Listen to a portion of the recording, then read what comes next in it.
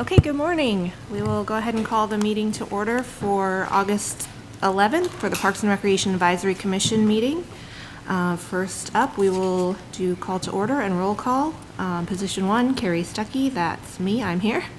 Position 2 and 3 are currently vacant. Eric Dybzinski, Here. Tom Jones, Here. Kim Ford is absent today. Is she online or she's absent? Okay. And then Vicki Biggs. Here.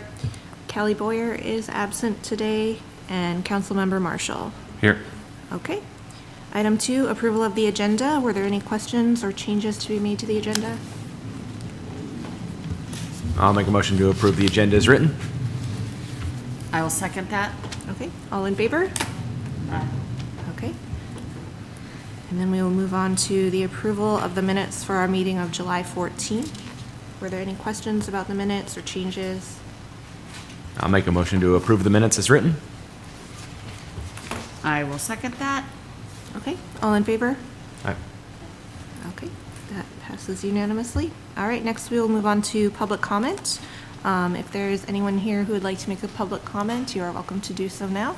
All right, go ahead. I want to be first. There's only me.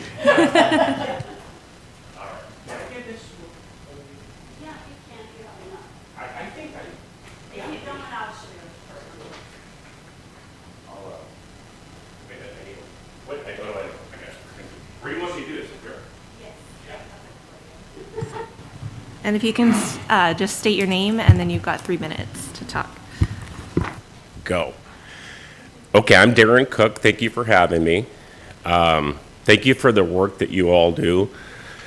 And so I'll dive right in. So I'm the president of a very newly created Whidbey Pickleball Association. We're a 501c3, and it's filed with the state, it's filed with the IRS. And so we've done all the paperwork and we're good to go to move forward with that organization.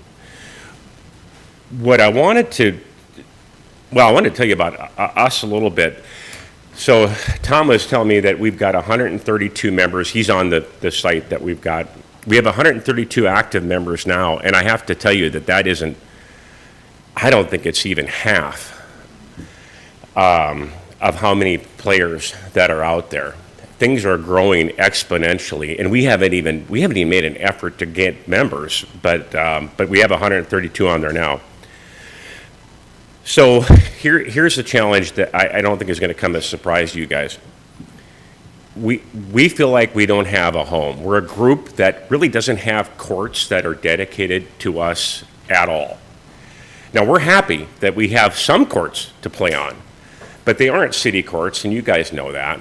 And the other thing is you already know too, is that of the 4 courts, 2 are in pretty good condition. They could be spiffed up a little bit, but 2 have root problems, and it's problematic. I mean, from a pickleballer point of view, it's like good grief, you know. I mean, it's just really hard to play when you've got roots and stuff out there, but we still do, and we're thankful to have what we have. So here's my plan. I'm going to be going to, tomorrow, as a matter of fact, to meet with the school district. Superintendent Cus Sabula and the facilities director, who I've met with already. What I want you to know in this short minute and a half I have left is that we aren't asking for you to do anything with Oak Harbor Rotary Park. We know that that's just a complicating thing. So we're working directly with them and find out what it is we can do to work together. And I'm pretty sure that we're going to be able to find a way that we can work together. Here's what I'm asking from you all.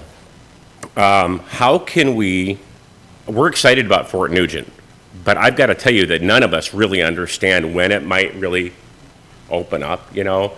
What's the funding going to look like? We're all excited, but I've never seen so much disinformation in my life as with our group, because nobody seems to know anything, and I would be right at the front of the group, which is partly why I'm here. I want to learn more. But here's what I think. I think it's going to be 3 years before that thing can be ready. And I think it's going to be really, really expensive. So here you go. I'm going to blow your mind. What if you pivot away from that for a while?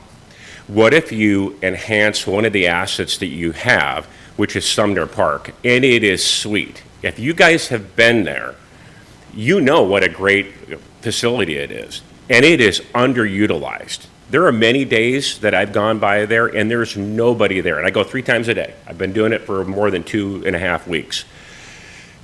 On one day of the week, there's 4 tennis players there. It's always on a Wednesday morning. So it's underutilized, especially for how beautiful it is. So the proposal we would like to put forth is, could we make it a dual-purpose facility? We aren't trying to exclude anybody. We're just trying to be inclusive of tennis players. If they still want to use that facility, great. And for pickleball as well. Finally, I'll add this. We know that we can get 8 courts out of there if we expand the eastern edge by 10 feet. 10 feet. It's already fenced. So we'd add a little more fence. It's going to cost to do that expansion, we understand. But it needs, right now, it needs to be resurfaced, no matter what. I think that surface is probably 20 years old. I literally have talked to the person that put it down 20 years ago. So it needs some TLC anyway. What do you think about the idea of taking an asset you already have? I wouldn't imagine there'd be a lot of studies involved, and enhancing that asset. It would be 8 courts. We would be happy with that. That's all I have. Thank you so much, Darren. You're welcome. We will go ahead and, during member comments, we can maybe give our input on that. Okay, thank you so much. Were there any other public comments that were emailed in or sent in? Yes, we did have a number of public comments for Parks and Recreation Commission. I believe that they were all concerning support or comments on a B&O tax for the marina. We can read through those, or we can send them to you guys. Okay. I have them. Do you want me to read through them? What would you like to do? You could send them to us. Was there anything new from, in comparison to what was at the recent city council meeting? Yes, and I can summarize here. So we Okay. had one from Brian Cars regarding strong support for funding for the Oak Harbor Marina. We had one from William Weisenheimer regarding encouragement to vote for the B&O tax. And I think those were the only ones that the Parks and Recreation Advisory Commission was asked to share with. Thank you. Okay, we will go ahead and move on then to our discussion items. Item A is commission vacancy update. We still do have 2 open positions. We did get 1 application. As far as I know, that's the only one, correct? Yes, Council Member Marshall, when would you have availability that we can schedule those?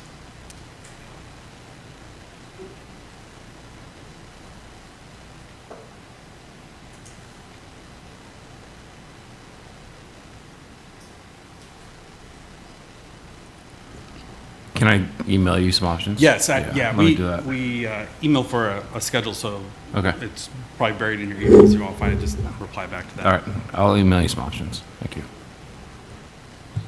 Okay. Any other update on that, or?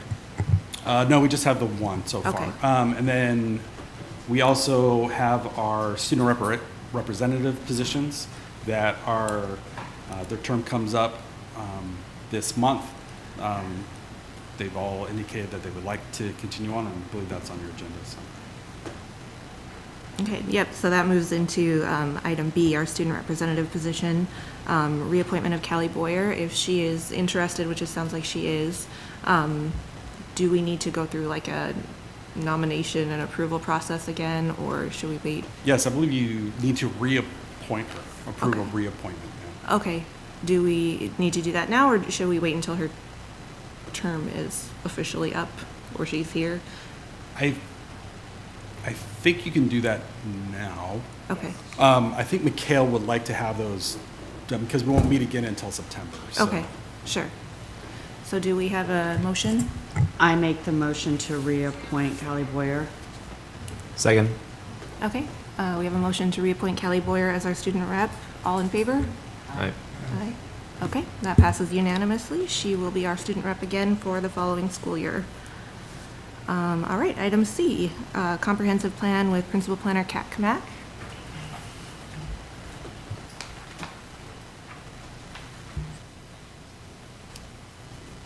Right.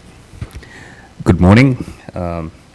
Rajesh Kamak, Principal Planner. I don't have a predetermined presentation today. I just thought I'll come and talk to the Park Board about the comprehensive planning effort. But before I start, I want to say thanks for having me here.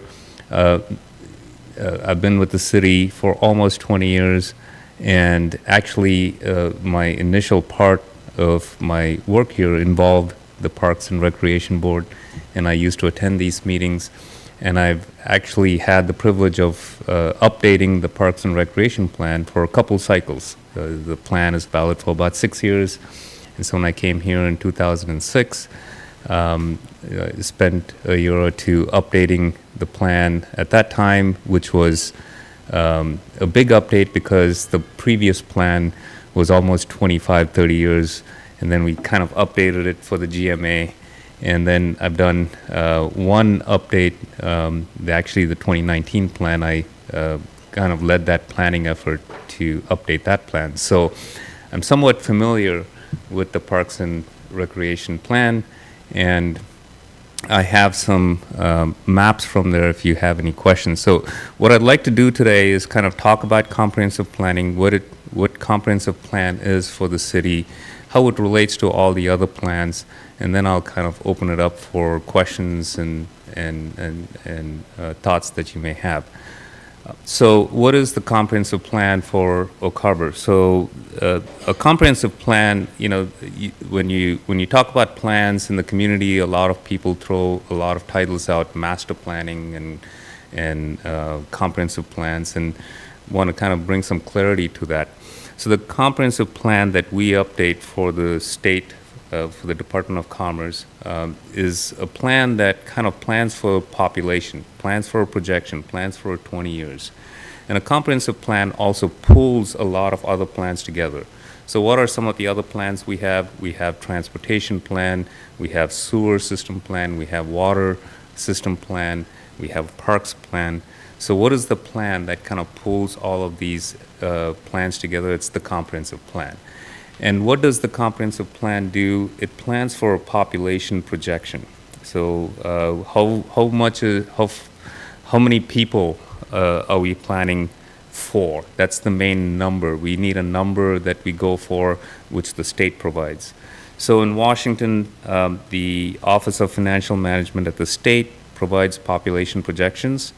There was a time when every jurisdiction did their own projections because everybody locally knows what's going on best in their community. And so every community and every county did their own population projection based on what they had. Well, what was happening with that methodology was the numbers were not adding up. So you'd have the county planning for one projection, and the cities within the county planning for one projection, and the state planning for one projection, and these numbers did not match up. So this led to some inconsistencies and poor planning. So the state has taken upon itself to actually provide these numbers for every county and city in the state. So we rely on these numbers so that all jurisdictions are planning for the same numbers.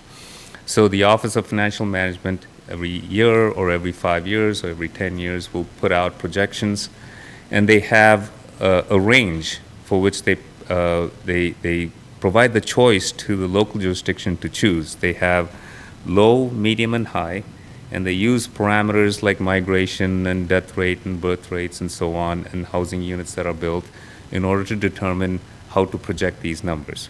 And they present these options to the counties and the cities to say, we think it'll fall between the low, medium, or high, and you can choose whichever population that you want to plan for based on whatever local circumstances are.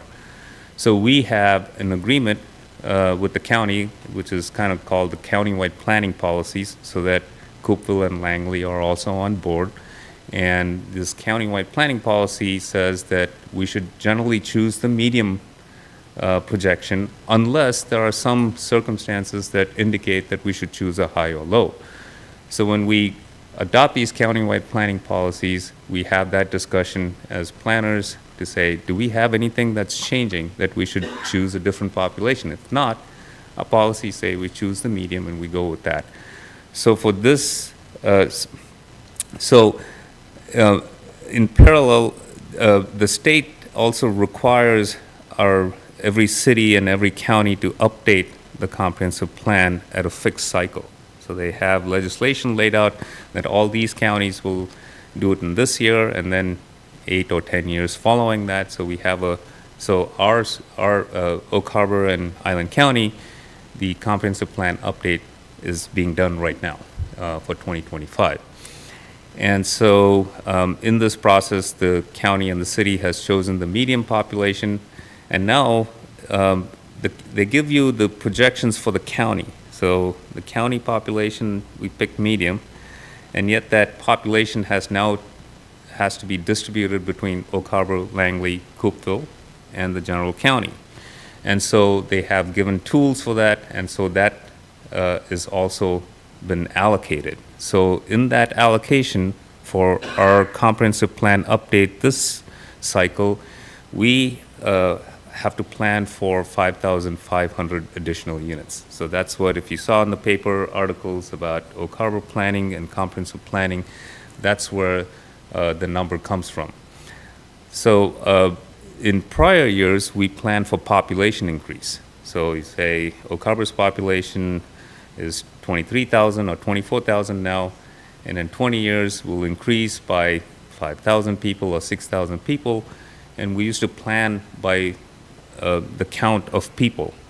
Now the state, realizing that statewide we have a housing issue, mainly affordability, the state has said you need to plan for housing, not only population, but you have to plan for housing units as well.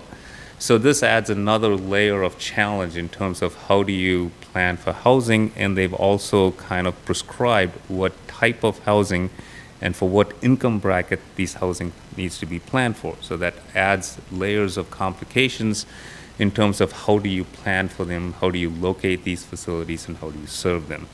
So that is the current update that we're doing to the comprehensive plan, planning for 5,500 units, and we're working with the county to try and find the best path forward in terms of accommodating this growth within the city and within the urban growth area, which is just in the fringes of the city, that's not in the city yet, and whether we need to expand our boundaries to accommodate more growth. So all of these discussions are ongoing right now, and so that is basically our effort.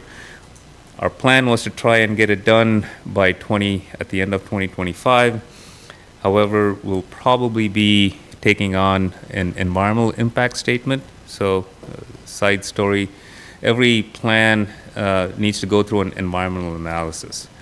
And these environmental analyses are also based on thresholds. So the first environmental in EIS, I'll say, instead of saying the whole thing, EIS, the first EIS for the city's comp plan was done back in 1993. And it did an analysis for the population growth to reach about 28,000. And they expected to reach 28,000 in 20 years. So by 2013, they had thought that Oak Harbor would grow to 28,000 people. However, we still haven't crossed that number. We're here in 2025, and we're just hovering around 24,500 or so. And so the 2013 has come and gone. So that kind of threshold we passed, but the population we haven't surpassed yet. So that environment analysis still applies, so to speak, to your plan. However, in our next 20-year planning period, we will plan for more than 28,000, and we'll be planning for 35,000 people. So because we're going to cross that threshold, we have to do that environmental analysis to make sure that our path forward is not as impactful to utilities and services and so on. So that process, the EIS process, is added on to the comprehensive planning process and adds a little more time to our schedule. So rather than getting it done at the end of this year, we'll probably go into June of 2026 to complete our plan. So that is our schedule. What we're doing right now is working with the county to try and establish numbers. If you read in the paper, we're still talking to the county about, how much of growth should happen in the city and how much of growth should happen outside. What capacity do we have? What targets can we achieve realistically in 20 years?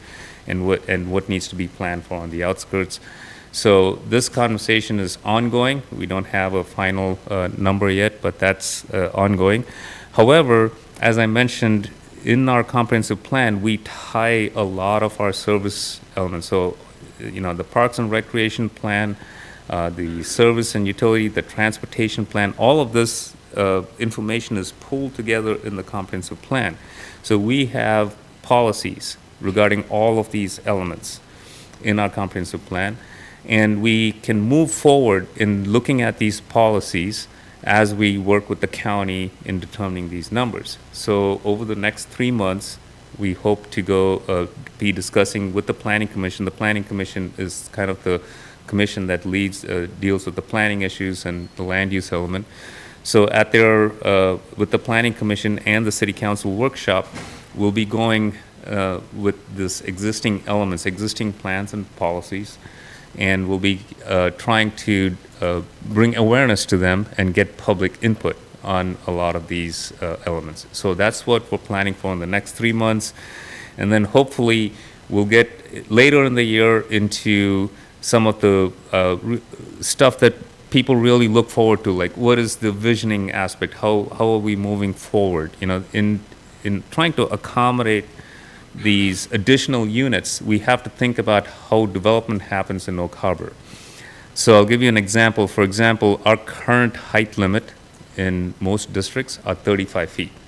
So with 35 feet, you can only put X number of floors on a given lot. Now, when the state says you have to accommodate more, so all your redevelopments that should happen in town should be more intense, because that's where we have services. You have sewer, water, and you have transportation, and we need affordable housing. So a redevelopment project should try and accommodate more density. So how do you achieve more density? You increase that height. So these are the development regulations that we are currently weighing in order to determine how much more we can accommodate in the city. And there's a practical nature to it. We can't say we'll just get a 20-floor building and we'll take care of all the population. That's not practical. So we have to be realistic in our approach in terms of what is realistically possible in the next 20 years. So these are the things. It's not a science. It's kind of a art and science kind of a thing, where you take a lot of market factors to determine how you will grow. You look at past trends. Now the state is saying, before we would look at past trends and say, this is what's happening in Oak Harbor, and we continue this path, and the state is saying, well, you need to change that a lot. You can't just rely on past patterns because it's not accommodating the growth that we need.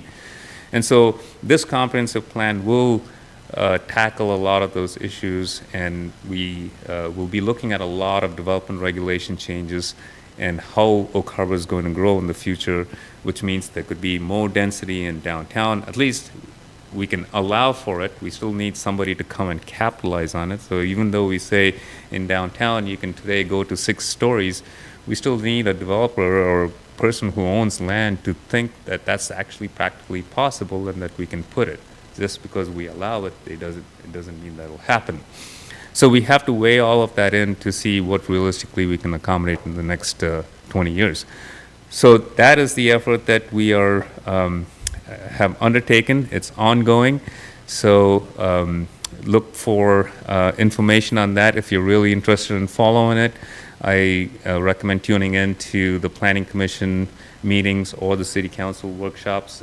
They have healthy discussions about how we tackle all of these issues, and if you have input, you can provide it on our website. We have a comment form that we'll be using to take public comments, and we'll soon have open houses and other things that also reach out to the public. So that is my kind of brief on what's happening with the comprehensive planning process. But since I'm here, and if it relates to any park planning or any other questions, I'm happy to take questions. I have some PDF maps that I can bring up if we get into a discussion. If I need to show something on the map or talk about it, we can do that. So with that, I'll just hand it back over to the commission for questions and comments. Thank you, Kak. Did we have any questions? Okay, go ahead, Todd. Thank you for coming in, helping us understand that. My question or comments relating specifically to Parks and Recreation. So currently we have a Parks and Recreation Department in the city, which we've had for about 2.5 years now. So that's a change.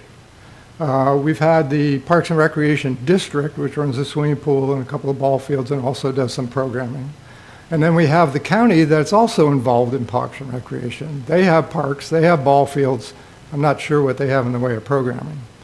So in the comprehensive plan, do we address things like who does what and how do resources flow for the betterment of our entire population? Because in some cases, I view that we're competing with each other, and resources aren't used to the best effect. I started thinking about this when I read in the paper a couple of weeks ago that King County has a levy out, and I think it got approved, for $1.4 billion, now different story obviously, and that was specific to Parks and Recreation, and that was a county levy. Now, within that county, they have their cities, obviously, and those cities have their Parks and Recreation departments.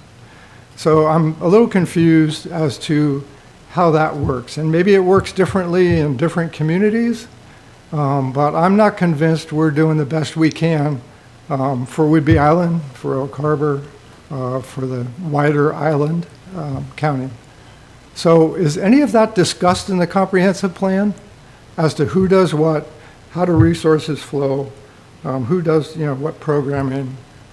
Because things change. We now have a Parks and Recreation Department that's much better, suited to offering better programs, more inclusive programs. Absolutely. It is done differently in different jurisdictions in different counties. Every county in the state does their planning and coordination differently based on whatever challenges that they have. So you bring up a very good point. Our comprehensive plan talks about coordinating our efforts, our park planning with the Whidbey Parks and Rec district and also with the county. And as much as if our comprehensive plan has some we can only control what the city does in our comprehensive plan. We can't tell the Whidbey Parks and Rec district what they should do, and we can definitely tell the county what they should do. But we can work with them, and the way that we would coordinate these efforts are through interlocal agreements or some sort of agreements between each of us. And when we have agreements with each of these jurisdictions, then these agreements can then be reflected in the planning effort. So that's one of the topics that we're actually should probably undertake with the county because of the allocations that we've had. So, out of the 8,000 or so housing units that has been allocated to Whidbey Island for the growth of the next 20 years, almost 60% has been allocated to the Oak Harbor and its UGA. So that's taking 60% of the growth, which means there should be some services that are associated with it, whether it's parks or transportation. And these are conversations that we are still yet to have with the other jurisdictions in terms of how that's going to happen.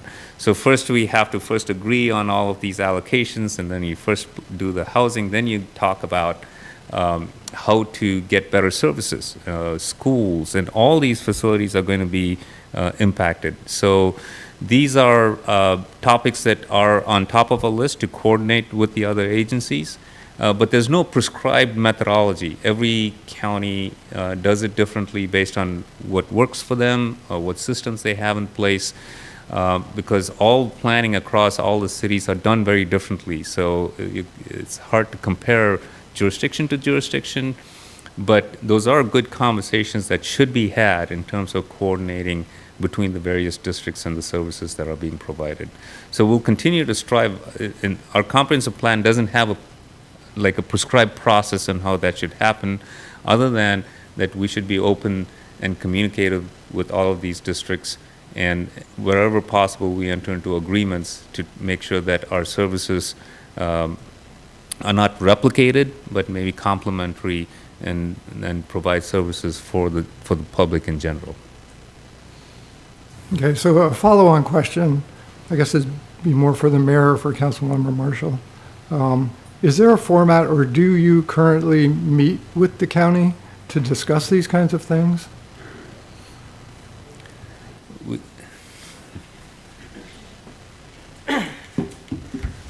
So yes, we do have a format, and we are currently in discussions with the county.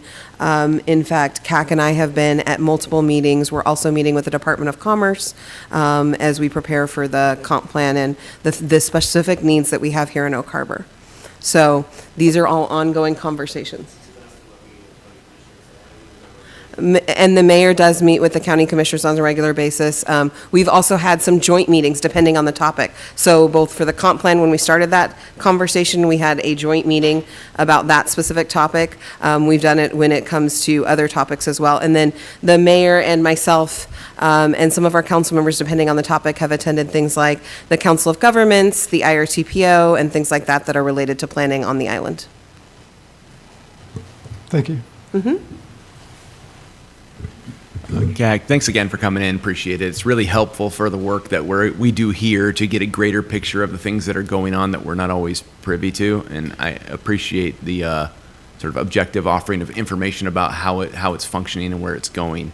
I have a question regarding more of an evaluative or subjective, maybe, analysis from you. Where do you think in these parts that make up the comprehensive plan, where do you think we're sort of ahead of the game, and where do you think we're lagging? Interesting question. Where we would be lagging, I would say, is some of our plans need to be updated. So all our plans have certain shelf life, and the state asks us to update plans every so often. But some of our plans are a little behind. They still apply in the sense they still have plans for, like, for example, our sewer system plan or our water system plan. Now, planning for a treatment plant is not necessarily planning for the entire system. They looked at the system, but when you look at growth and things like that, you have different plans. So the water system is in that way as well. So these plans have been kind of updated in a piecemeal fashion. They still apply, and they still have good policies. But I think some of those plans could be updated, which I think we're going to do in this next year. So we'll bring it up to, our needs and the next 20-year needs with the next couple years. So that's where I say lagging, in the sense we're just a little behind in terms of updating these plans and bring them up to the most recent codes and requirements. In terms of where we are ahead, all our plans have some sort of planning for the future, right? We're always planning for that 20-year future. And so in some, I would say, parks and recreation plans, there are, if you've read the plan, there are ideas in there that are far-reaching more than 20 years. So I don't know if you want to consider that ahead, in the sense not that we are catching up to them, but our plans and ideas are ahead of 20 years. So, for example, in the Parks and Recreation Plan, it was identified that we don't have much trails in the city. The only trail that we have is the waterfront trail, and that's it.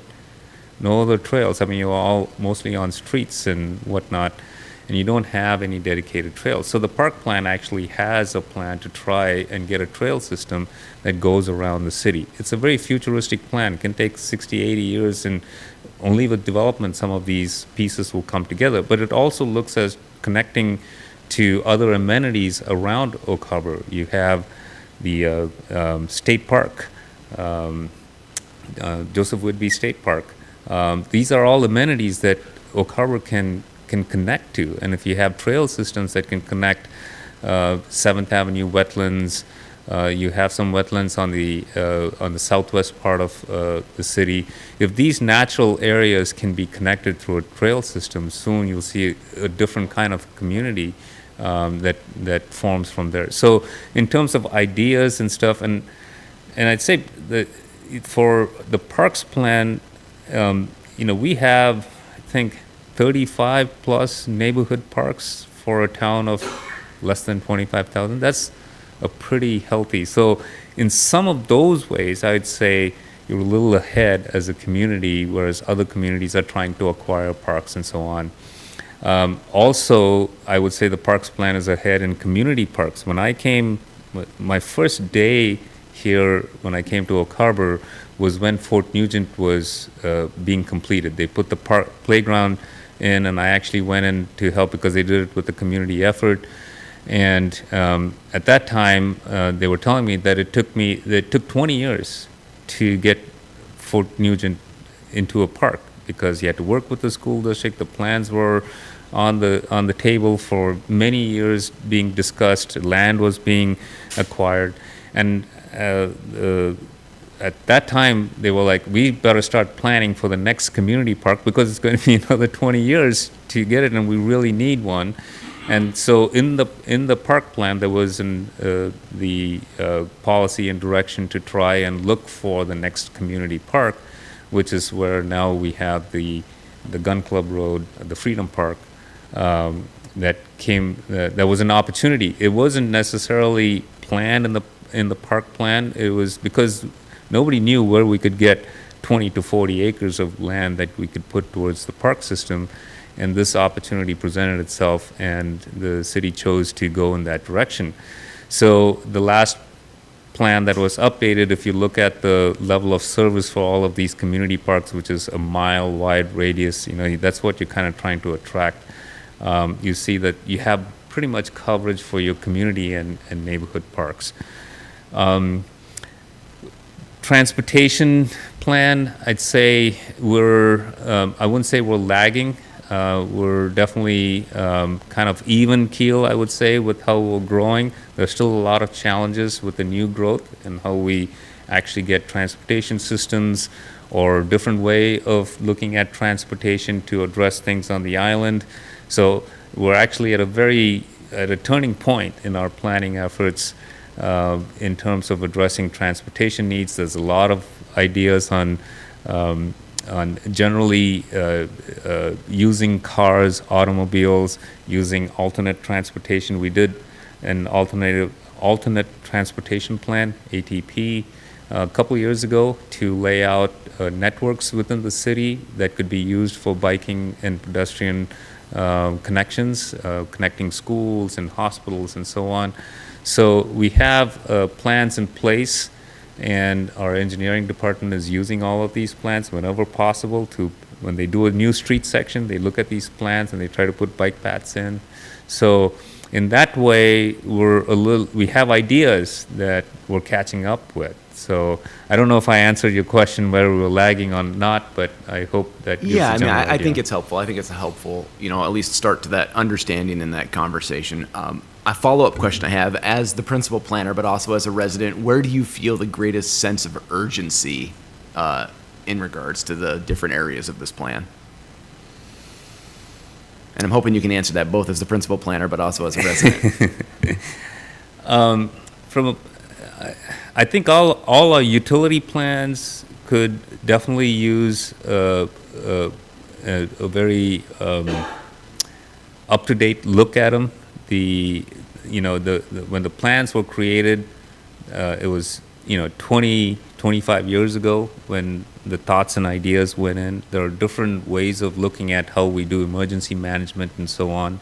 So I think our utility elements need definitely a hard look.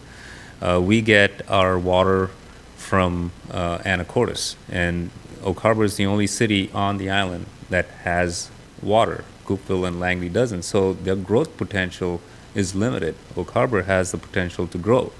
So we have to look at that infrastructure, which is a key infrastructure that comes into the community, and we have to make sure that infrastructure is robust enough to withstand, stuff, because everybody depends on that. And so is the transportation, the bridges and so on that connect us are also are key to economy, because that's where the base is and a lot of jobs are.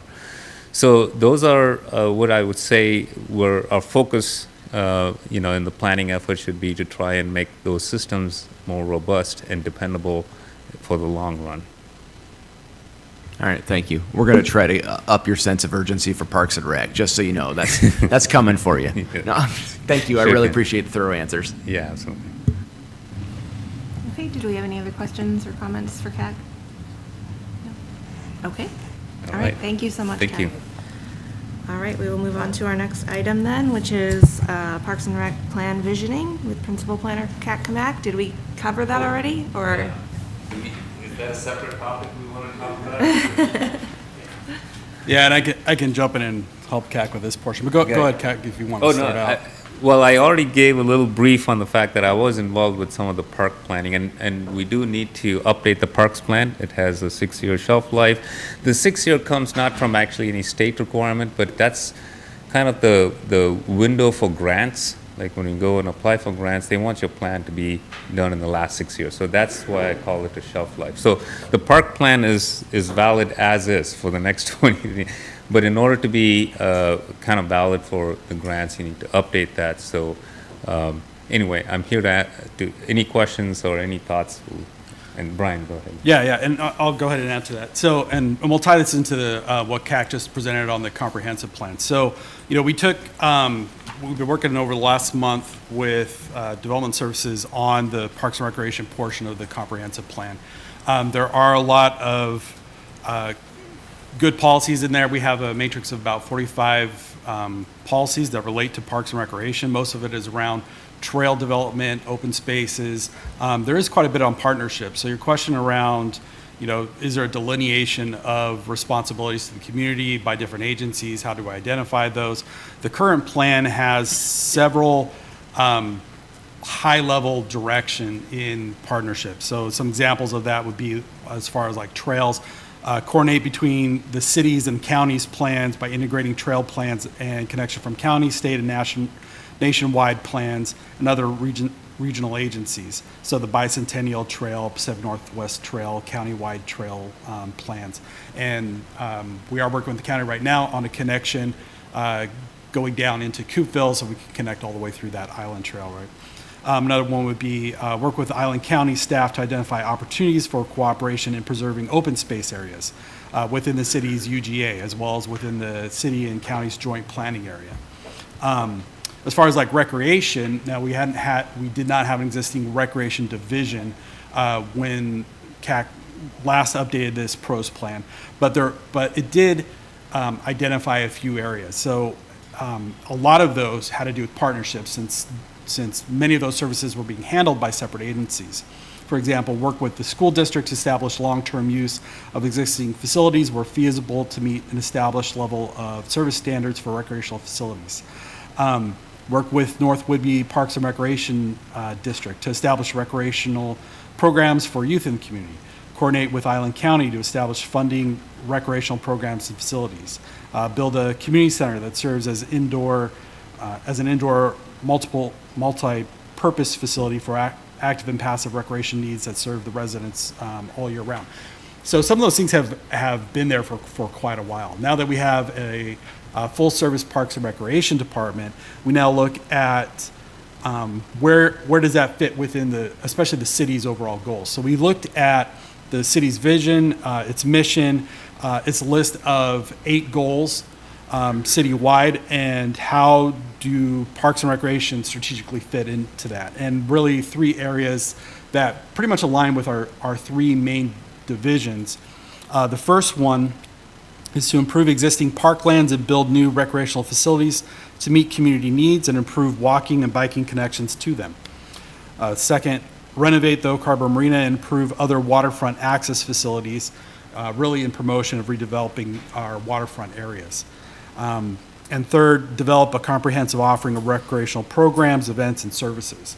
And that also kind of pulls in arts and some of these other quasi-related areas that the department works with. So, as I mentioned, we had 45 existing comprehensive plan policies within the comprehensive plan that we pulled into this department policy database. And we are revising those with CAC. We've been working over the last month on that, and then adding in what services the city is now offering that it did not during the last update. We have a number of efforts that are going towards that, normally with master plan processes. So we have our PROS plan, which will be the framework for those. Our consultants for the PROS plan will basically help us to fill in the gaps with it. So helping with outreach to the community and getting community feedback and buy-in and input with that, as well as mapping, market projections, things like that. We are currently working on an urban forestry master plan that will go into that with open spaces, trail development, and kind of our green areas. Our arts plan is completed, and that will go into that with special events and placemaking and opportunities for arts in new developments, as well as programming. And then our recreation center feasibility study, which will also go in that as far as facility planning and looking at indoor facilities. So in all this, like CAC mentioned, we're looking at population growth and how do we get ahead of that and look at our green spaces in relation to higher density housing. That's one area that we see is a real impact on cities, that as you have higher density housing, these are units that don't have backyards and places for people to let their dog out or kids to play. And so they look at adjacent and nearby public green spaces and utilize those for those purposes. We see that with like condos by Windjammer Park, and the impact on that is some conflicts with use, right? For those that want to use the ball fields for a dog run, right? Or we see a higher level of playground use with families that are within walking distance of those higher density housing areas. Also looking at recreational facilities and services, how will those needs grow, and how do we plan now to respond to those? Because as was pointed out, it takes a few years for us to build some of these facilities, to get the funding in place. But in all those, the goal really is to have good informed information discussions and choices that councils can select from. We put all this together with the intent of having a quantitative decision analysis. Does it make sense? Do the numbers match? Just because we want a recreation center, does the market support that? Yes, we have people in the community that want that, but does it make sense? Will it be financially viable? Does it meet and fit into the other 8 goals that the city has? So as we went through and developed these strategies, we matched them each with about 4 or 5 of the city's goals and how those tie in. So as we work with our subcommittees on this RFP for the PROS plan, it's more than just an update to the existing plan. It really is looking at, okay, now with the new department, how does that fit in strategically with what we're doing with the comprehensive plan, and fold in these other plans, the urban forestry master plan, the arts plan, the rec center feasibility study into that, and then insert that into the comprehensive plan. Any questions before we going further on?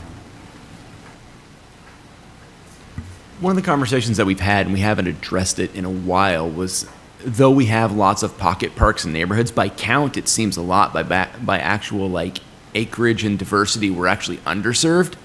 And knowing that that's actually a problem, especially as we consider growth, we also had results of our surveys that asked for the amenities that were being asked for were much more multi-generational than what our parks currently offer, which are mostly youth-focused with, essentially cookie-cutter playgrounds throughout. And though we've done some improvements in the recent years with some upgrades and replacements and, removing equipment from Windjammer and putting it out at Neal Park, we have an issue.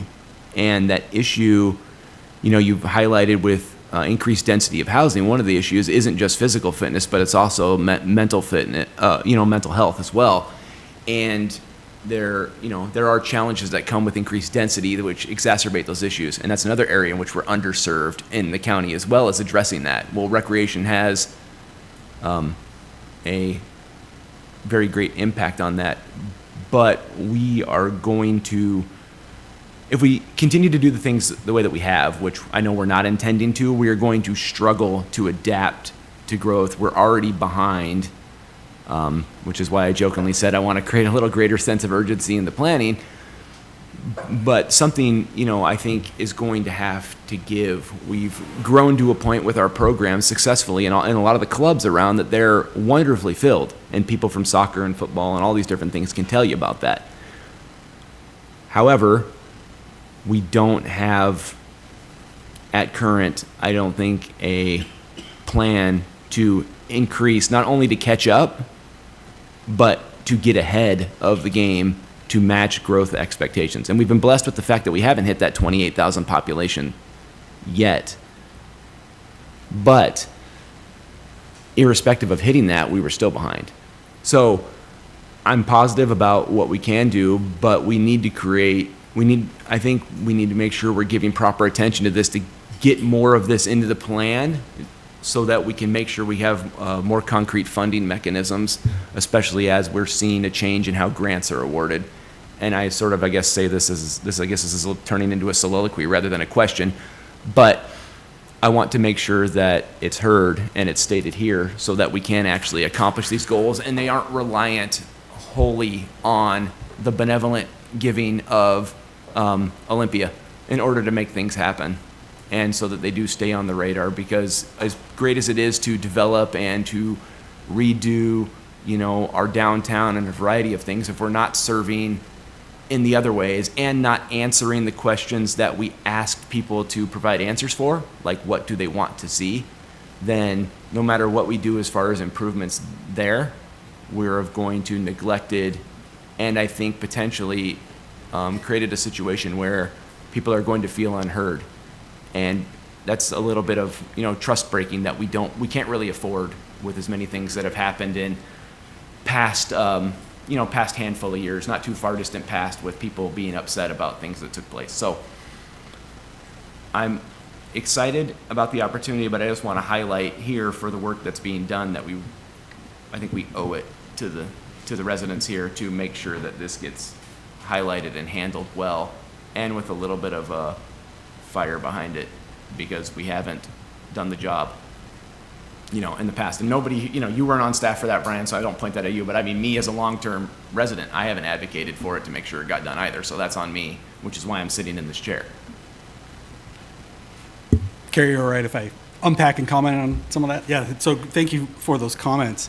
And that's what we're working on right now with these plans, right? So in fact, Brandon and I were just evaluating and analyzing this morning with where's our staffing resources going to with maintenance of all these like little areas, right? And so we do have a lot of pocket parks. It's interesting. We have national standards for the amount of green space acreage that you want per capita. And that's just how we had done development, in the past. Certain green space requirements per new development for these density housing areas. So we don't necessarily, while we do have national standards, we also know that we want to program and provide spaces that make sense for the makeup of our community individually, right? So as we look at those, it's not just, okay, where do we stick a lawn for people to go picnic, right? But we're also looking at how do we activate those spaces? How do people interact with them? What are the needs of the community? How do kids recreate right now? And electronics and all those things are all in the discussion of that. what are the recommendations from state and national and county health in relation to that. And so when we look at these planning efforts and we look at space design within the city for open space, for trails especially, access to these areas, and we set these standards for us, we want to have green spaces within a 10-minute walk from any resident. And then how do we activate those spaces? Programs like, Rec and Roll, where we bring recreational or activation opportunities to some of these less or underserved areas within the community for them to have those opportunities to socialize and recreate where they might not normally be able to sign up for a $75 league program or have weekly access to just drive down to Windjammer Park or Fort Nugent Park, one of these larger parks that have nice playgrounds where all the kids are playing at. So how do we bring some of those services to them? Along with that, you mentioned multi-generational needs and services and programming, and that's absolutely right. Our largest populations are kind of bookend there, right? So we have a lot of families that come back and retire here, and we have a lot of young families that come here to serve in the military and for other reasons.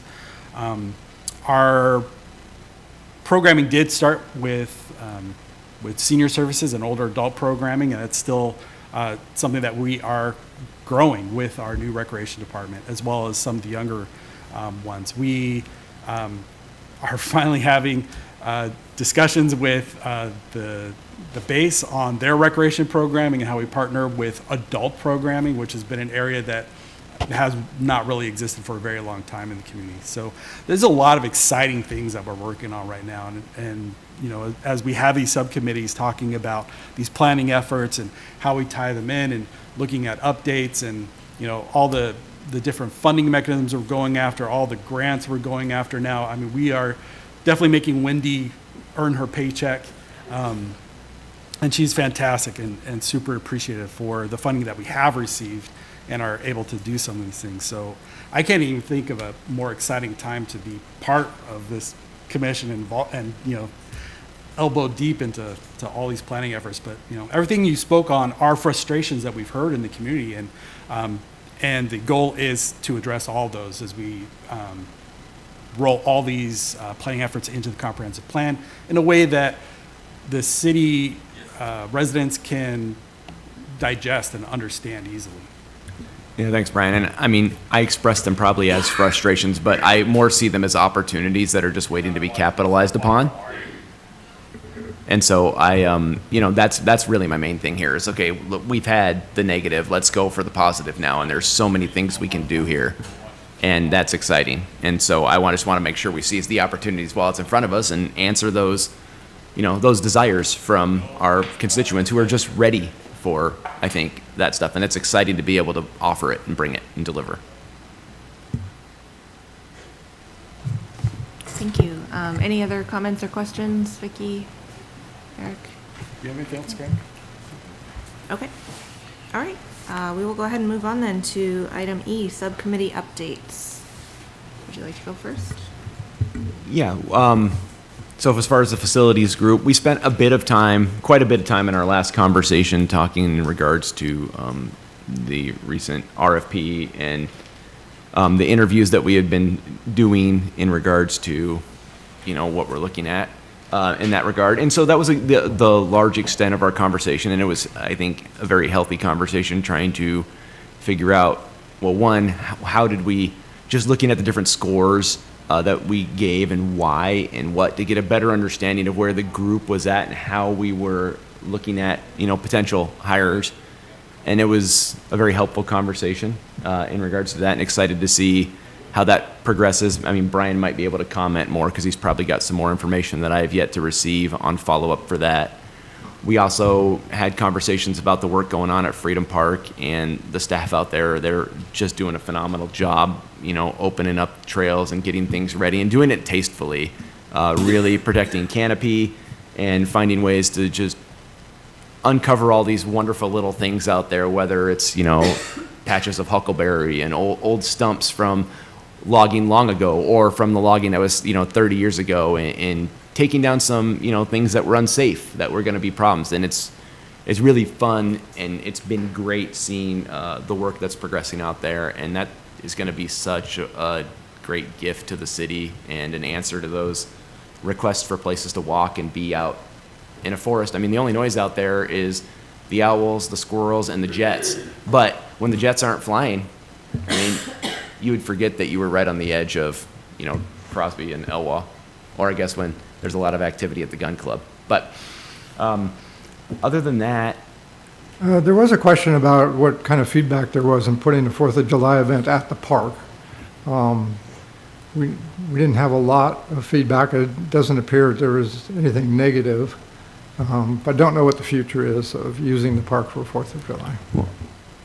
Eric, I actually had a conversation with Eric over here. He called me to follow up again on a comment that was made last month, and just kind of gave me some perspective from the chamber and from his, and it was all just positive and good, and it was exciting to have that conversation. So sounds like there was a lot of positive takeaways, and it was nice to see I know some people really liked it where it's at, but for me, it was nice to see it over there, and it was nice to hear positive feedback in regards to kind of putting that down in our crown jewel of parks, So that's exciting.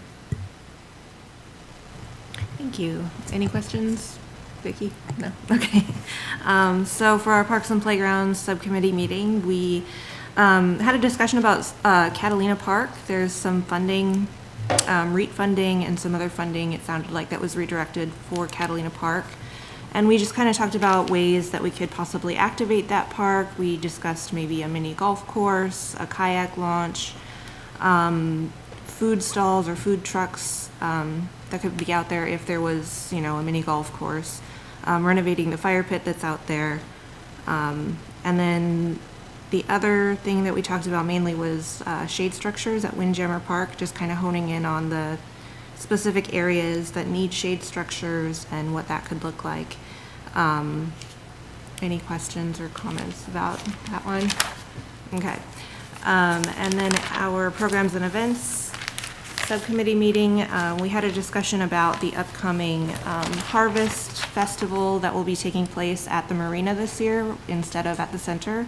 Harvest at the Harbor, I think, is the name that we landed on. And so that is scheduled for September 13th. And it'll be kind of a combination of the Fall Fest and the Marina birthday celebration. I think that's, also, we did have a brief discussion about the Dino program, which is going away as far as we know. And so Brian is going to be hopefully meeting with Big Brothers, Big Sisters before they close down and see what that's going to look like from here, since they've provided quite a bit of funding for our programs and camps. And I believe that's everything we've got for that one. Were there any questions or comments for programs and events? How much money is being reallocated potentially towards Catalina Park? Do we know? We are looking at 300,000 to go towards some of those improvements. And that's in addition to the original park renovation plan. All right, that's exciting. That's a good chunk. There could be a lot done, so that's great to hear. Vicki, did you have anything? No, that was my question. Okay. Councilmember Marshall, any comments, questions? Okay, we will go ahead and move on to item F, Parks and Rec Director updates. So we did have a event debrief with the chamber on the 4th of July event. We did evaluation of the park afterwards. Wasn't really anything that we were not expecting. We have, some areas that just got really well worn down, and that's to be expected when you have a large event like that. We had some discussions around restroom capacity and maybe additional portalets that might be needed, since the park is not closed for other uses other than the event. That's something that we'll want to look at for next year. And then just the layout of that and configuration. So we have notes for when we do planning for next year. But overall, I think it was positive. I went out there just to take a look at things from both an event management point of view and a participant point of view, and people just really enjoyed it. Great, the park's always a great location to hold events. Definitely some ideas on maybe improvements we can do infrastructure-wise to continue to support events out there, with both utilities and layout and, maybe pad spaces and different things like that. Pedestals for electricity or whatnot. We have completed ratings for the request for proposals for the rec center feasibility study. We're getting together with that review panel right after this meeting, just in the conference room, to just get a consensus and give everyone an update and have a discussion on that before we jump into negotiations with the finalist. And then we will bring that contract to council, hopefully this next month, and we'll jump in. Like Carrie said, we're working on Catalina Park improvement designs, looking at utility connections for a new restroom down there, which the marina has been working on with an additional grant besides that $300,000 that I mentioned. And then working with county on heat safety protocols. Right now, we're right into really warm weather, which is absolutely gorgeous. The events that we had this last week out at the park were awesome. But we also live in an island that people really aren't used to having warmer weather. So we do have some protocols in place, both for cooling centers for those that don't have AC in their homes and need a place, as well as with some of our outdoor programs like our summer day camp and things like that. The city council has had good discussion on marina direction with the breakwater and dredging, and identify that funding, which we really consider as a safety net. Ideally, we would find alternate funding sources. And while there are very few grants available for municipally owned marinas, we have identified a few, and we're meeting with some of the state reps this week on those. We met with Dave Paul for our regional, and then we also had Rick Larson and his staff come out last week and toured the marina, and we had a discussion around those needs and support of those grants from a national representative level. And so looking through all those, any way that we can make this as financially viable for the city as possible, and make sure that we ensure the long-term financial viability of the marina.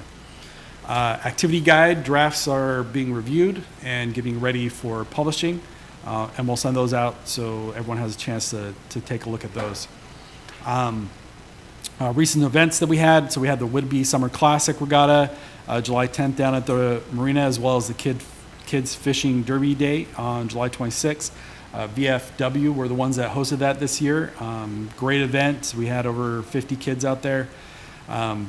We had our member picnic on August 1st with about 70 people in attendance to that. We had games and live music, performance by our line dancers. It was a great time. Very overwhelmingly positive feedback. A lot of people are excited for next year's picnic. And that was similar to the Marina birthday event that we had last year. And so this year we're combining that fall festival that we did with our Marina anniversary. So September 13th, we'll have Harvest at the Harbor, as Carrie mentioned. That'll be at Catalina Park in the Marina. On this last week, we had a couple events. August 5th, we had National Night Out. We got a lot of great feedback from families, especially around day camps. There were tons of families that came and just were very complimentary of the staff on that program, which is great to hear. It's been definitely a struggle with staffing that program, and so you're always very stressed of, are we providing a good product to the community? And and the feedback on the participant side has been very positive. People are also very excited for the next activity guide to come out. We had the Sherwood Community Event on Saturday. Quite a few representatives. Dave Paul was there. Melanie Bacon from the county spoke. Councilmember Arms and Councilmember Stuckey were there as well. Somehow, someone put me on the speaker list, which I was aware of until they just about called my name. So just kind of shooting from the hip. Hopefully, I represented the city well with that. But good feedback. We had a lot of families there with family members with special needs, several people with wheelchairs, which definitely highlighted the need to make sure we take care of any soggy areas in the park, and also good pathway planning as we continue to do improvements there. And then coming up, we have, besides the Harvest at the Harbor, also on September 24th, the next week, we have our Resources Fair at the center, which we've just about outgrown. That is a very heavily attended event with several hundred people that come to that. Brendan, you have anything you want to update on? Just the two things I wanted to add were just the park specialist. 2 interviews are going to be conducted this Wednesday, so hopefully that will be done by the end of the week here, and I'm hoping to have the park specialist 1 done by the end of the week as well to get out online to start that. That's what I have. Yeah, and I would just point out that Councilmember Marshall was probably the biggest champion of the marina at the meeting, and we do appreciate everything that he has on his plate with the chamber and the council and the city, and his interest and involvement with recreational programming, and so he continues to be a great asset to our city, and a partner with Parks and Recreation, and a champion for everything we're doing. So just want to express my thanks for his support and all that he does. Thank you. Any questions or comments from anyone? Okay, we will move on to member comments. Do we have anyone who would like to make comments at this time? I think I'd like to make a comment in regards to the proposal that we had earlier with pickleball in Sumner Park. Sumner Park has gone in waves of use as far as the tennis courts go, and there's at times there's been people waiting to play, and then there's cycles like now where you could pretty much show up anytime, except for a few select times, and get on the courts. I have long thought that it would actually be in a benefit to expand those courts, simply because the only other place people play is at the high school, and the relationship with access to school district amenities every year seems to get different. And in recent times, it's been more and more difficult for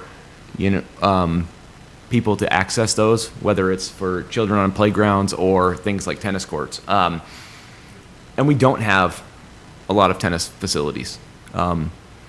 But thinking about doing an expansion there makes a lot of sense to me. And then also if we, just in general for tennis, but knowing that this is a possibility, I like the idea. I just wouldn't want to, knowing that pickleball is growing and is so popular and we're seeing a lot more action there, I would hate for the locals who put so much time and effort into trying to get tennis facilities that were not the school districts in this community to find themselves run out of the park in which they strived for a long time to have a place to call home.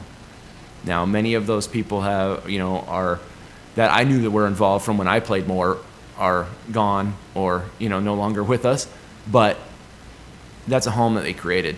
And if we're going to do something out there, I think we should invest enough to make it worthwhile. I think the overall the idea is solid as far as a temporary solution till we can do something on a more grand scale, but it lets us meet a couple of needs at the same time and add a couple of amenities that are lacking as well, and I think it bears consideration.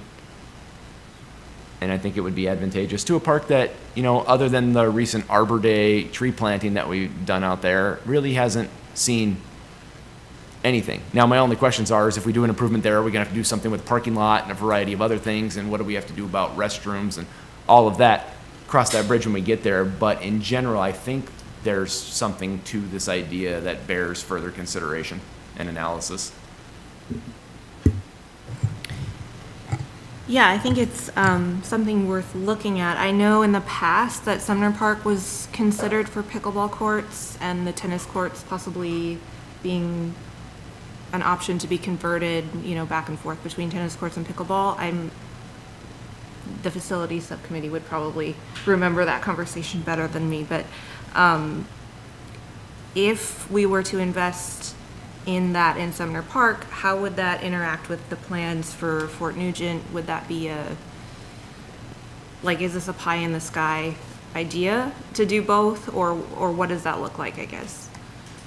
Yeah, and sorry, I should have commented on that during my comments, responding to the public comment. So let me start with, we explored converting those courts at the start of the conversation about the school district's MOU for their courts at Rotary Park, and looking at that as one of the sites since we already had courts there. The tennis people came out of the woodwork when we started having those discussions in objection to it, because they're the only public tennis courts that the city has. And pickleball already had some options that tennis doesn't, with some other facilities as well. I think we could look possibly at restriping those when we resurface those courts, and put in some pickleball lines, since we don't do tennis tournaments there. That's usually the thing that kills it, is you can't have pickleball lines on courts if you're doing a tournament. The USA Tennis Association doesn't allow it. And this is what causes the pickleball community versus tennis community contention that every Parks and Recreation director dreads. But since we don't do tournaments there, we only have 2 courts. That's a possibility. We'll probably get more comments from the tennis people, but it is a compromise. Regardless, we don't have budget currently for resurfacing those courts currently. If you feel, and if council were to feel that was a priority to look at, we could pull some costs together and run it through the commission and possibly do a budget amendment, maybe pulling from REIT 2 funds with council authorization. We would not do it as part of the pickleball current project. So just a quick update on that. The reason there's not a lot of information on implementation is because we don't have anything past the design right now. We went after grant funding for implementation. We did not receive it. So we're completing the plans. We're at 95%. Really, it's kind of 100% designed for the pickleball court design, engineering designs. They're finishing up the stormwater system under the courts, finishing up some decibel noise pollution evaluation of the courts related to the nearby residential areas, and then doing the permitting. So we have about 3 more months before that'll all be completed, and then we're done. And we have plans in hand. We're shovel ready, which makes us very competitive for the next round of RCO grants, which is coming up. We are still waiting to see what RCO will be putting forward. I've had a couple discussions with some of our state representatives. Dave, Paul, and I were just talking about this with the inclusive playground, which we were talking about at the Sherwood event, and the pickleball courts, and what RCO would have available. And even he's not sure. They really did quite a few cuts at the state level. So where we are with that project is we're finishing the permitting, we're finishing the plans. That'll be done before the end of the year, and we will be well situated to go after funding for the grants. I could take this back to council and ask for the full amount. We could figure out redirection of things, but it becomes a priority discussion at that point. Like, all right, are these a higher priority than some of these other projects? Do we really want to push those out? Ideally, I try not to do that with council. I'd much rather come and ask for a match with grants. That's an easier pass and easier for council to justify and swallow, saying, hey, we have $400,000 for you here in free money. here's an easy pull that we can pull at 400,000 that's not going to greatly impact other projects that need that REIT funding, which primarily is what supports our larger, more expensive infrastructure projects. So that's kind of where we're at. So no, I would treat that separately. But if that's a priority, that's something that we can start looking at costs.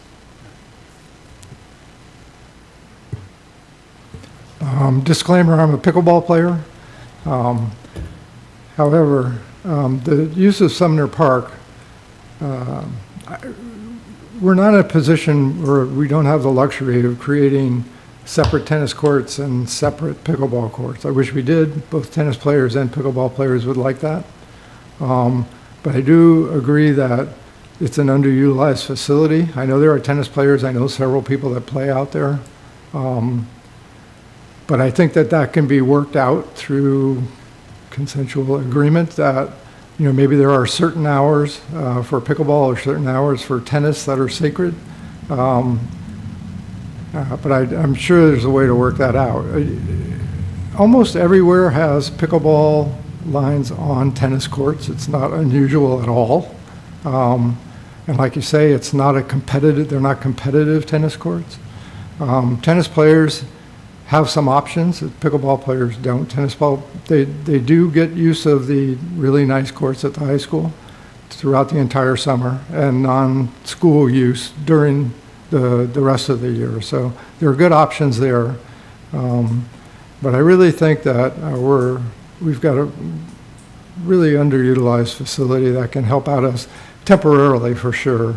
I think to ask pickleball players, which is really a growing population, I can tell you just from observation at a Rotary Park, that usage this year is more than doubled last year. And I suspect that that'll double again if the facilities were available. So there's plenty of demand. So I would suggest pursuing painting lines on the tennis courts, getting that approved, working both with the tennis players and the pickleball players to work out an agreement of times that are strictly pickleball or strictly tennis, and other than that, it would just be open use. If the lines were put down on and I experienced this in San Francisco myself, where they had a very similar setup. They had 2 sets of 2 tennis courts, and 2 of those on each set, people could bring in their own nets for pickleball, and the lines were down. And it didn't interfere with tennis at all. So if the courts are set up in the same alignment as tennis, then the ball is not going to interfere with the tennis players, or very, very seldom. It can go the other way as well, where the tennis balls come onto the pickleball courts, but it really is not a big issue. I think we have a really dire need right now for pickleball. Again, I'm a pickleball player, so I have some bias. But I think that can be worked out, and I can't think of any other solution that would be such a low-cost fix. If we don't go as far as what Darren was suggesting, extending, the court itself, the lines can be done cheaply. It's not ideal for pickleball players either. I haven't played out there, of course, but I'm not sure that the surface is the best for pickleball, but we need some relief from the Rotary courts. And we need a place to call, a central place to call home, and that will also grow the sport, and I think that could be that location.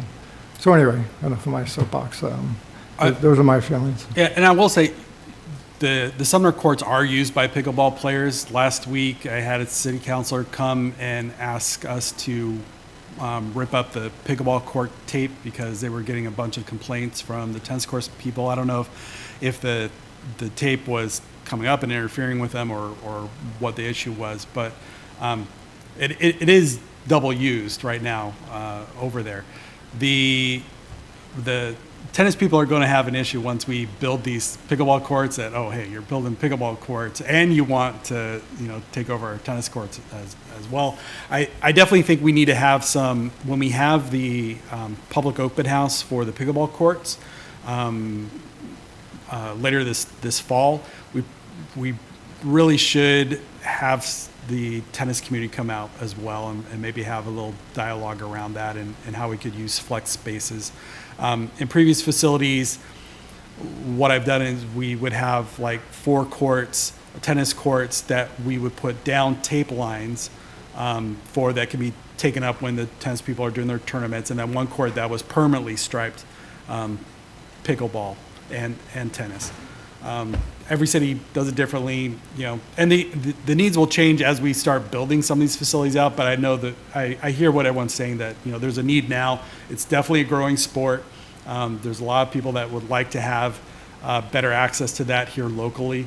I'm definitely open to conversations, but there are different sides to this, yeah. Yeah, I think what we need to do is take this back to the facilities subcommittee. We need to have a conversation, just kind of reevaluate what our pickleball strategy is, knowing where we're at with this bigger project and knowing where we're not at with this bigger project, and begin to think what can be done.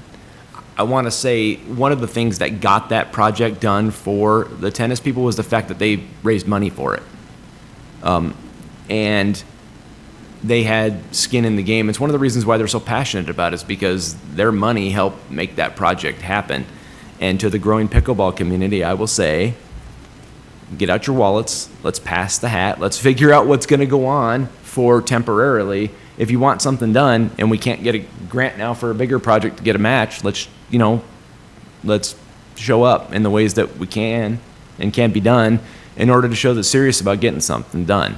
And I think maybe at the facilities subcommittee level, we can have a conversation in our meeting at the end of the month and bring something back for conversation here, to have a greater conversation about what that might look like, what some options could be. But I do think we can't. I'm very nervous about, because of how many people participate in pickleball, what that will mean for the tennis players, and I'm not comfortable having them have their spot overrun, irrespective of how it looks by observation at this point with the usage. And I do understand it's not used as much as it once was. It's a city facility. I mean, why couldn't we schedule it like we do with any other city facility? And in fact, I know that we have, in our master fee schedule, we put courts on there. And so pickleball courts is a fee schedule. I don't know if tennis courts is a fee schedule, but this way there's not, one group overruns the other. It's scheduled just like any other city facility. And then if you pay for that court time, which we should, I mean, and I've spoken with Darren about it, and he's in favor. That helps us to then fund additional improvements down the line. It helps us to make sure that, the resurfacing can be done when it's needed to be done, and that's how we pay for the maintenance on those courts and on the fields. And so I think it's a simple solution. If we're going to resurface that and we're going to make it dual purpose, which I personally fully support, I think that we should take that extra step, extend it by the 10 feet so we can maximize the amount of space that's available for the pickleball opportunities, and then go through a regular scheduling process like we do with any other city facility, charge for that usage for the court time as it's laid out in our master fee schedule. The other low-hanging fruit that I think that we can look at, and this is something I also have spoken with Darren about, is it's my understanding that the courts down at Windjammer Park were also built with the ability to play pickleball on it. It looks like there's enough room for 3 courts. So this is news to me, but I went and, after you mentioned that, I went and measured them, and to my delight, there's 2 courts down there, as you know, and each one of them is perfectly positioned to accommodate 3 pickleball courts. So all it needs is lines. Now, I sent that back. May I talk for a bit? Is that for, I don't want to talk. I'm okay with it. If you could just go up to the podium though, so that. So, I appreciate your comments about the tennis court, and I understand why that would be touchy for some. So I talked to some people about the Windjammer, which is an awesome place to play, except for the fact that it's really windy. But, so somebody said, well, it's too windy down there. I'm like, well, have you played there? Well, no. I'm like, well, then how would you know? It's windy. I'm telling you, it's windy at the Chamber of Commerce. That's a wind tunnel there. Now, I don't think it's to be fair, I don't think it's probably as windy there as it is at Windjammer. But the need is, there's a huge need. So if you're a competitive player, you're probably not going to be real happy playing in a real windy area. But if you're new and you've got kids and you want to go out and spend the day and exercise, I think Windjammer is a great place to go. Why not try it? Yeah, it's going to, painting the lines is going to, well, you could, for that matter, you could put temporary lands down. And then you could have rolling nets. I mean, they're as cheap as 150, not the rolling ones, you can get nets for $150. They're suboptimal. If you went with the lower level rolling nets that are meant to be seasonal, not permanent, but they're better and they stand up better and they can be left out all summer. They're probably in the high end $2,000 a piece. What if you started with this? What if you went to and you put in lines on one of those courts? You got 3 pickleball courts. What if you invested in 3 decent nets and just see what happens? And I'm guessing it's going to be really, really busy. May I tell you, there's something that shocked me the other day. It was a week ago Saturday, and the group that I play with, there's like 4 subgroups. Tom can testify to this, at least. There's 30 here, 30 there, and we just kind of figured out amongst ourselves without even communicating. One group gets there at 8, one group gets there at 10, one group gets there in the afternoon. Well, there were 50 pickleball players a week ago Saturday at the courts at between 9 and noon, which none of us have ever seen that.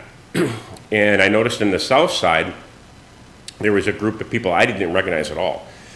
So we've got cards for our Whidbey Pickleball Association, and we're just trying to spread the good news. And so I walk over to them and say, hey, I'm curious, are you from here? And no. Where are you from? Oh, we're visiting. We've got there's 15 of them, and they were on a business retreat. And the owner of anyway, they rented a big home on West Beach, and I said, okay, well, thank you for joining us. Are you having a great time? We love it. I'm like, okay, how much in your decision about where to go, whether it's another place in the beautiful Pacific Northwest or maybe Whidbey Island, how much was pickleball part of that? And said, well, it was number 1. Everybody wanted to play pickleball. I'm like, I get it. And then the other, I'll sit down. We just don't know about Fort Nugent. Of course we want it. It's a Cadillac. We want that. Thank you. And for all the work. But what we don't know is, I keep getting asked, well, when are we going to be able to play on it? I'm like, I have no idea. So I'm asking respectfully, is it likely 3 years? If you get the grants? I don't know. I really would like an answer about that. And then I'll say, but sure, we could talk about going all in with money. What do you need, and what are you going to do with it? What are you going to do with it? Because you'll remember, there was $50,000 that came pickleball away one other time.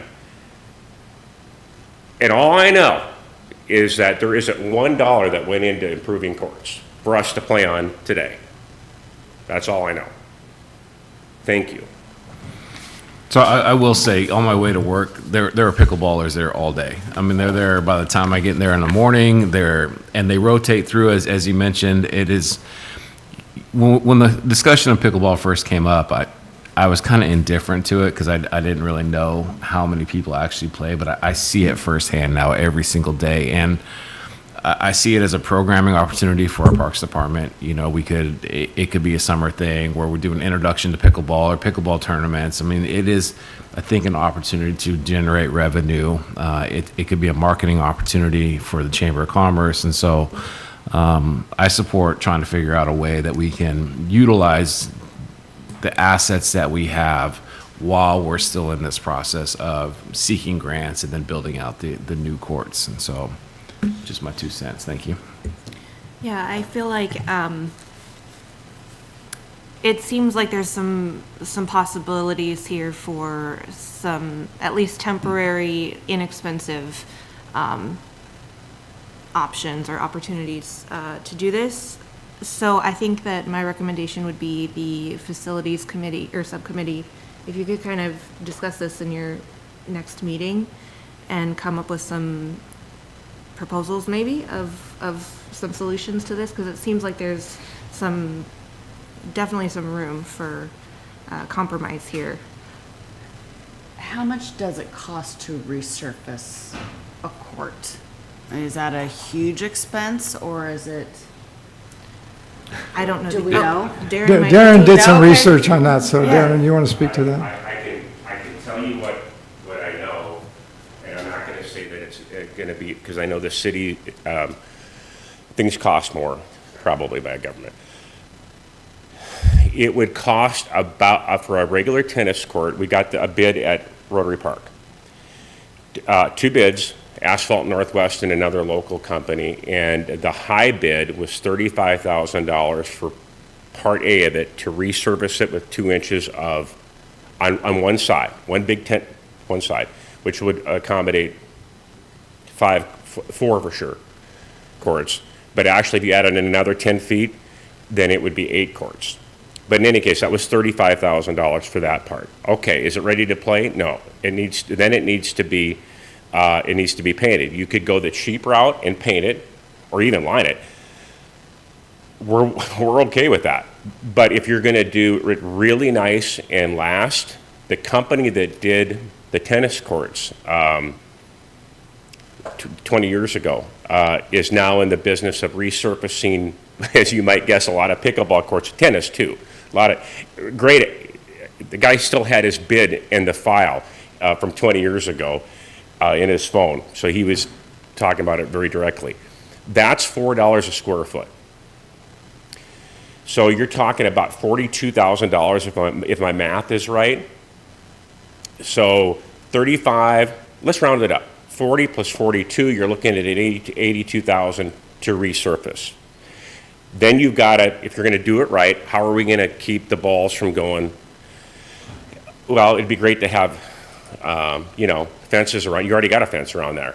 So there's a cheaper way to solve that problem. There's temporary nets that go between the courts, and then you put them away at wintertime. So I don't know what those cost, but they're not a huge capital flow. And then I would say that come to us with what you want to do. Our intention is to raise 50 grand minimum from our own money. We've got 10 grand already committed. It's by me, and it's going to be more than that. We're going to make this work. I promise you, we are going to get courts at either it's with the city, great, but also with the school district. We need them both, is the fact. So I'm going to leave now so you guys can talk, but thank you so much. Thank you. Thank you, Darren. We appreciate your input. So yeah, like I said, I would recommend the facilities subcommittee really tackling this at your next meeting to bring back next month to us. That would be wonderful. Any other comments on that or on anything else? Go ahead, Tom. You might think about having an open house sooner than later on this issue. Of course, when we get into the winter months, there's not as much play opportunity. The other thing is there's going to be a groundbreaking for the 6 new courts in South Whidbey on the 18th of August at 1 o'clock, if anybody is interested. So they're breaking ground for their 6 courts. One other item. I know Eric knows how much the courts are used because people use his facility to go to the bathroom.